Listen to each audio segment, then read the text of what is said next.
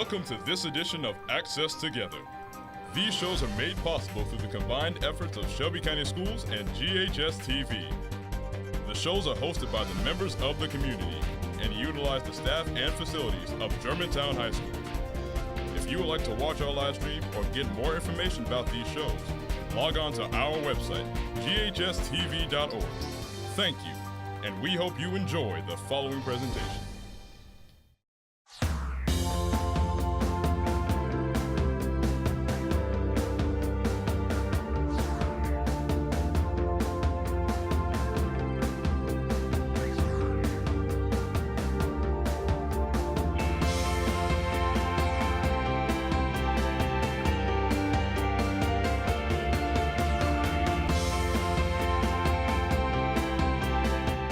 Hello and welcome to Living Well. I'm William Kenley. Healthcare offers a wide range of career possibilities, from dietitians to physical therapists, to radiologists, to anesthesiologists, and of course, doctors and nurses. Rachel Laughlin, a patient care coordinator with Methodist Le Bonheur Germantown Hospital, joins us today to talk about nursing as a career. Welcome to Living Well. Nice to be here. Thank you for having me.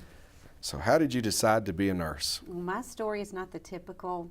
When I was a little girl, I wanted to be a nurse. I actually was majoring in math at the University of Memphis with an emphasis on computer sciences, and my mother worked for a general surgeon, and I went and filed x-ray reports and surgery reports after I got finished with class and told him I would never go in a room with a patient, and eventually I did, and started reading anatomy books while he ate his lunch in his office, and one day he looked at me and said, "Rachel, have you ever thought of being a nurse? You've got what it takes." And based on the fact that he had been a physician for many years and seen many nurses, I thought maybe he knows what he's talking about. So I took A&P and micro and loved it and applied to nursing school, and I've been there 34 years as a nurse. 34 so years. So a smart physician saw something in me. Absolutely, absolutely. So what do you like most about being a nurse? What do I like most about being a nurse? I love being with people, being with patients. And my area of expertise is obstetrical nursing, which I've been doing for 34 years. Had the opportunity to be with many, many moms and dads when they've brought babies into the world. And on the flip side, I've also had the opportunity to be with people who are losing babies or whose babies have died. And I know that that's a huge part of what I do as a nurse. And I love just being there with the patients and being there for them and supporting them through both times. Well, take us through a typical day. Typical day, I get to work early and make assignments for our postpartum floor in our nursery. Because you're a patient care coordinator. I am. I'm a patient care coordinator, which means I'm kind of in charge of the floor, all the activities that go on the floor on a daily basis. When I make assignments, I make sure I'm assigning the right nurses to the right patients, right mix. And after that, I let the nurses know who they're taking care of, and I help them as the day goes on, and do various and sundry things like scheduling and making sure we have the right staff every day. So very busy, busy environment. It sounds like it. Over 34 years of career, what are the different things you've done? Different things I've done. I have been a labor and delivery nurse for most of my career. And I then moved to postpartum when I blew my knee out, when it didn't work anymore. And have been doing that for a few years, along with the fact that I did take care of moms and babies when I first came to Germantown. But I've also learned how to work in our neonatal intensive care nursery. I've taken care of GYN patients, and I know how to take care of antepartum patients, so I'm pretty well-rounded in women's health. Oh, that's good. That's good. What kind of opportunities are there for nurses today? Limitless opportunities.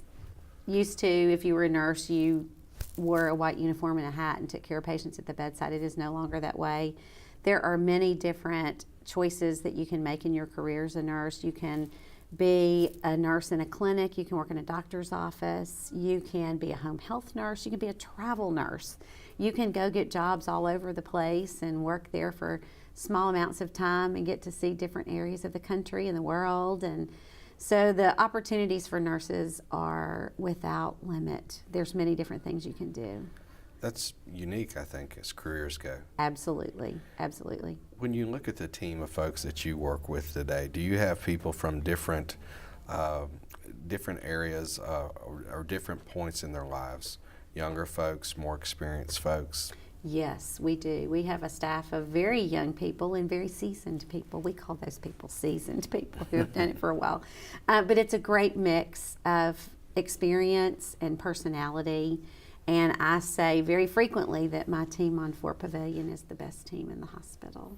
That's impressive. So, what type of education do you need if you want to go into a career in nursing? at this point in nursing, it is imperative that you have a high school education with a very large emphasis on sciences. And once you start into your college career, shooting for a bachelor's degree is the best thing to do, a bachelor's of science in nursing, because most hospitals across the nation now have as an entry level that you have to have a bachelor's of science in nursing. Mm-hmm. So that is very highly recommended now, instead of just going for an associate's degree or an LPN. So kind of the difference between 2 years of college versus 4. Yes. So in addition to the classroom, the didactic education, what other types of training do you do when you're training to be a nurse? You have the great opportunity of having what's called clinicals, and those are days that you're assigned to go to different hospitals and take care of different types of patients, learning how to chart, learning how to do procedures, learning how to interact with patients, just learning how to be a nurse. And when I was in nursing school, my clinical days were my favorite days because I got to be with the patients. I loved it. So very hands-on. Yes, very hands-on. Is that when you began to develop your interest in really women's health? That when I had my first day of clinical in labor and delivery, I looked at my instructor and said, this is what I want to do. And when I graduated, there were 2 positions in labor and delivery at Methodist University, and 200 people had applied for it, and I got one of the positions. So Wow. it was meant to be. Wow, yes. And 34 years later, it's what I'm still doing. So It's an excellent choice. yes. Excellent choice. Well, you have, as you said, worked at Methodist for 34 years. What do you like about being a part of that team? First off, let me say I'm proud to say that I have been a Methodist nurse for 34 years. Methodist stands alone in healthcare systems. That's the best way I can put it. They are so committed to quality that it blows my mind sometimes what level of commitment they have to quality. And they are very committed to hiring top talent so that quality can be delivered at every level, whether it be administration, bedside, housekeeping, whatever. And that commitment to quality and making sure that they have top talent is what sets us apart as a healthcare organization, and it's what makes patients want to be at Methodist when they are seeking health care. It's quite a testimonial. What would you tell someone if they came to you today and ask about being a nurse? What should they consider? You have to really have it in your heart to do it, because sometimes nursing is not an easy job. So you have to really have that heartfelt, deep down desire to be a nurse. And if you've got that desire, I say, keep plugging, keep on that journey, don't give up, keep your eye on the goal and the prize is that you will become a nurse and have a great career the rest of your life. That's wonderful. You've certainly seen a lot and shared some great words of encouragement for folks that might be interested. Thank you. My pleasure. It's time for a quick break. Up next, we're going to learn what a career as a radiology technologist involves. We'll be right back.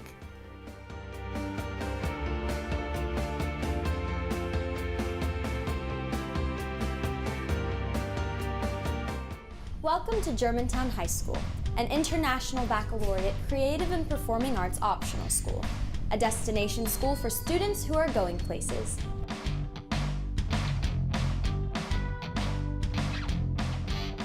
Our students are of the highest caliber when it comes to their academics and knowledge. The IB program is a very rigorous program. You were challenged in a way that you thought you couldn't be challenged.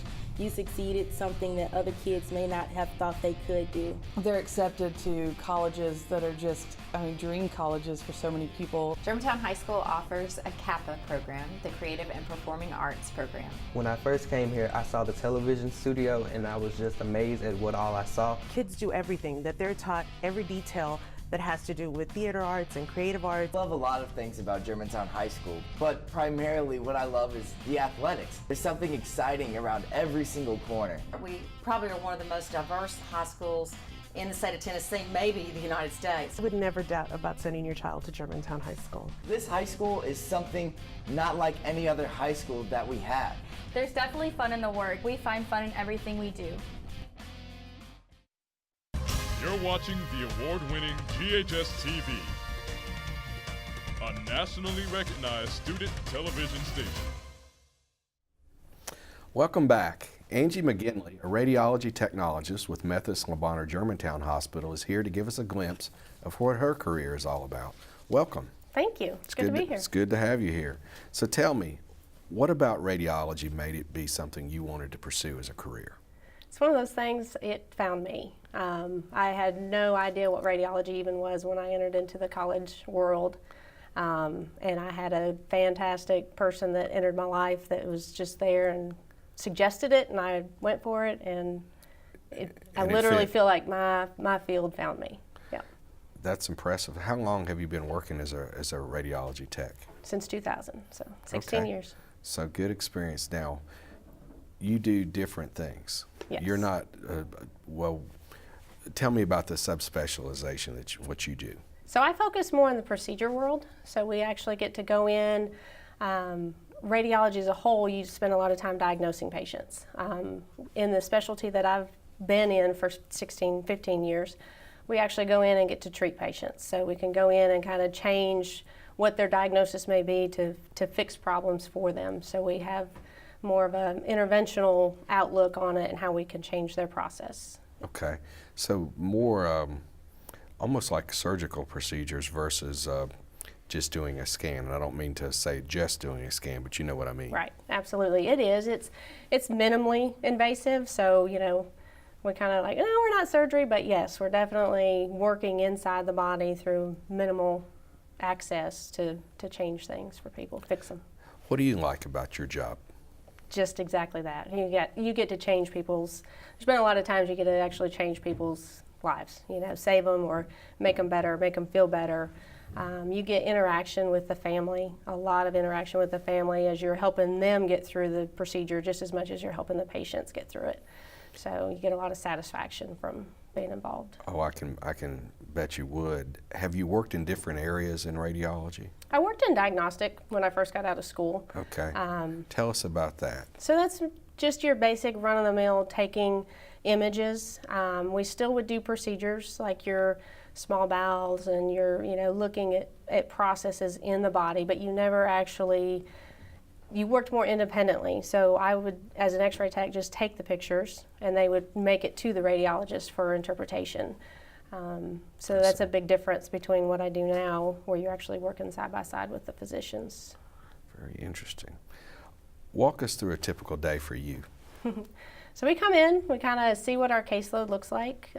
We have a variety of procedures that we can do throughout the day.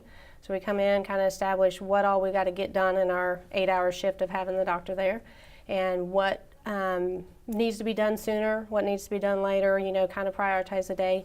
Work the patients up, getting histories and knowing what we're doing before we actually get the patients to the department.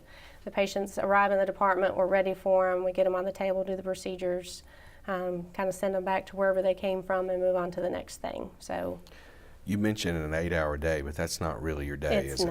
It's not, no. So tell us about that. So you do what you got to do. Some days are a little lighter on the schedule and some days are a little bit heavier, and that's the difference in the procedure world. You don't have second shift and third shift. We just cover call. So basically it's one team that covers the whole day, whatever needs to happen, and after that you go on call. So your call team will stay and finish late cases or come in the middle of the night for emergencies or that sort of thing. So you don't have a set, I'm going to be leaving work at 4 o'clock every day. You stay until the work's done. I see. What kind of opportunities are there for radiology techs today? That's one of the fun things about it.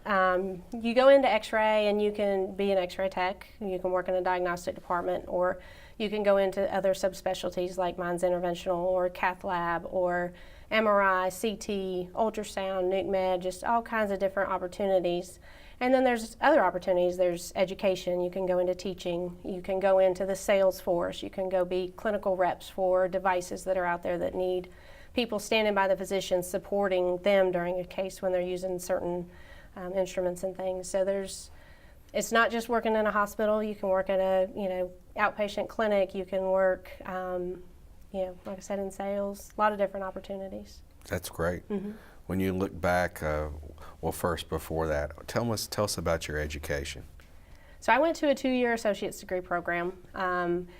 They also have certificate programs for x-ray techs. However, you have to have an associate's now. So you can still get your certificate, you just have to come into it with an associate's already. I see.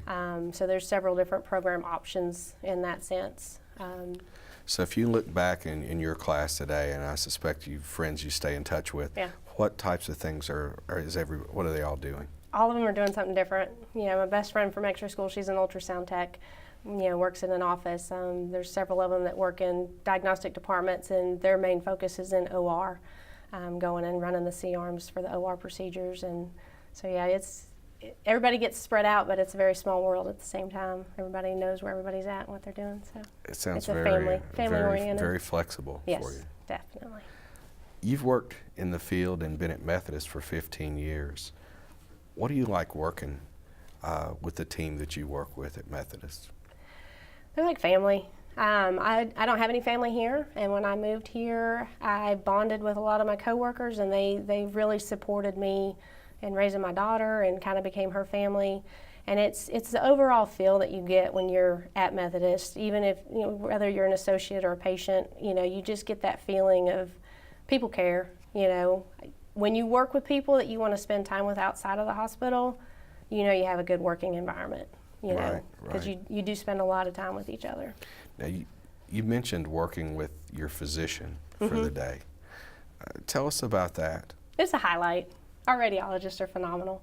They really count on the x-ray techs to do their job and support them, and the mutual respect that we get from them is priceless. I mean, they are a wonderful group of physicians, and where I went to school was in Kansas City, and I felt the same way with the physicians that were there. So I think just across the board, it's a good working environment between radiology techs and physicians. It's just being a good team. Yes, sounds absolutely. Like. What advice would you give someone interested in a career like you've been able to develop? I would say to spend some time with people that do it. We offer opportunities for people to shadow.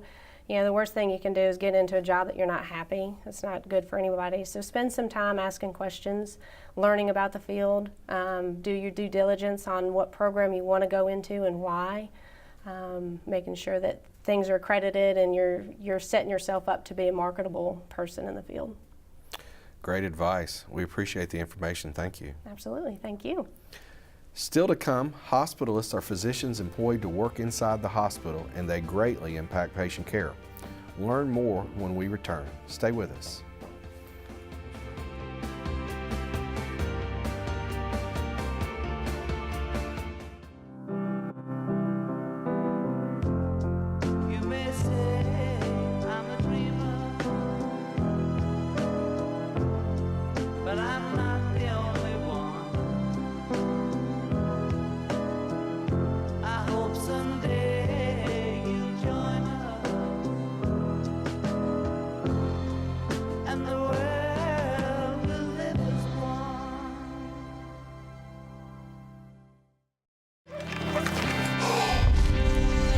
Check it out. When it gets cold, hey, get that feels like the end.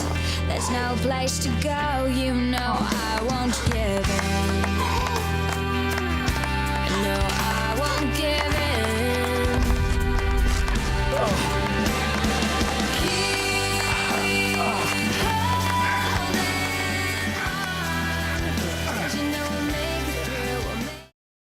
You're watching the award-winning GHS-TV, a nationally recognized student television station. Welcome back. Dr. Joseph Sturdivant is here to tell us what he does as a hospitalist at Methodist Le Bonheur Germantown Hospital. Dr. Sturdivant, welcome to Living Well. Thank you for having me. Glad to have you here. What led you to a career in medicine? I always cringe whenever I'm asked that question because I don't have a great story. That's on every exam or, every application for medical school or for residency or everything, and I always thought to myself, well, what made me become a doctor? And all I can really say is that my dad was a football coach, and he taught us kids to work hard. And my mom stayed home and took care of the kids, and she taught us to take care of people. And somehow I found a career where I get to do both. And thank God, whenever I got there, I realized that I really enjoyed it. Because it's quite a commitment, isn't it? It is. It is. 4 years of college, 4 years of medical school, and then 3 to 5 of residency, plus or minus a fellowship. So it takes out most of your 20s. So it's a big commitment to a direction in life, fairly early in life, isn't it? Yes, yes, it is. How long have you been practicing as a physician? Well, you hired me, so. Yeah, it's been a little while. About 5 years. No. I see. I see. Now, we introduced you as a hospitalist. Tell us about what a hospitalist does. Well, a hospitalist is a doctor that spends their day at the hospital. With the changes that have come in medicine recently, more and more physicians are moving either into the outpatient world or into the inpatient world.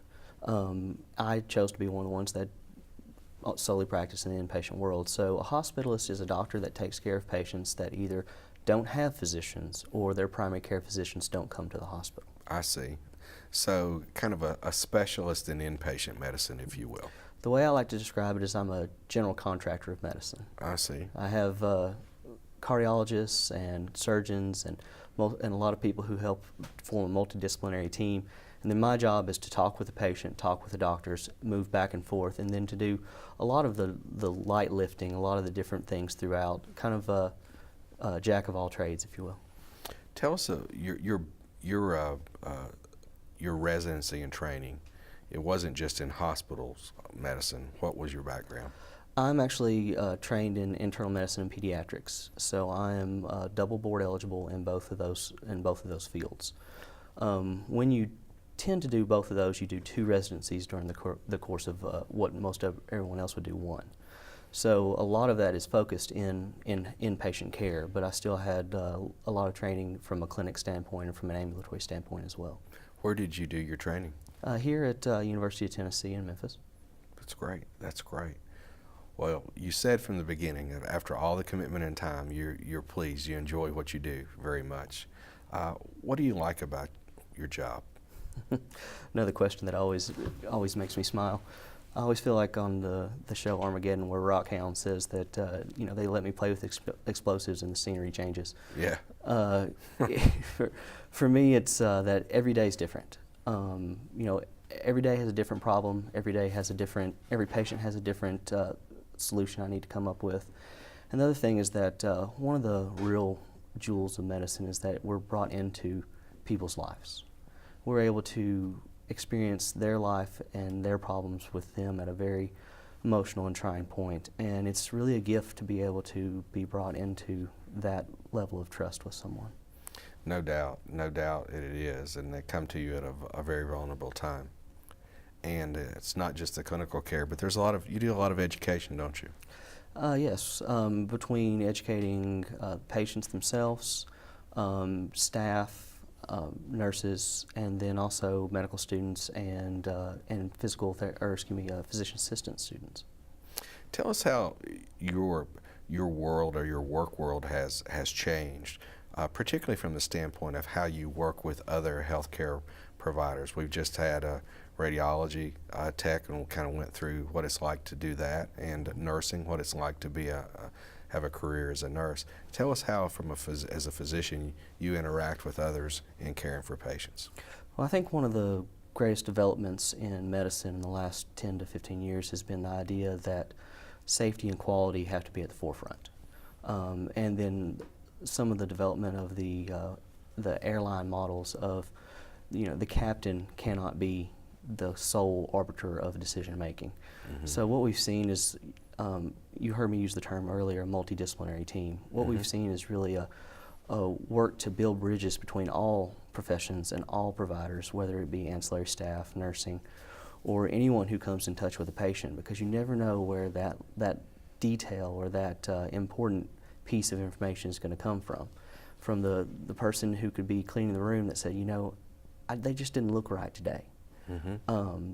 That is how healthcare has changed the most, is that now there's a real team, collaborative effort going.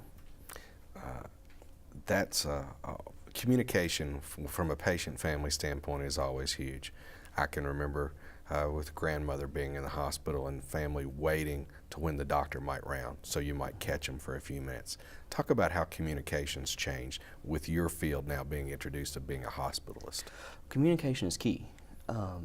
It is very important for us to be both patient and family centered in the care we provide, because no longer are the days where the doctor comes in and tells you we're going to do this and 30 seconds later turns around and walks out the door.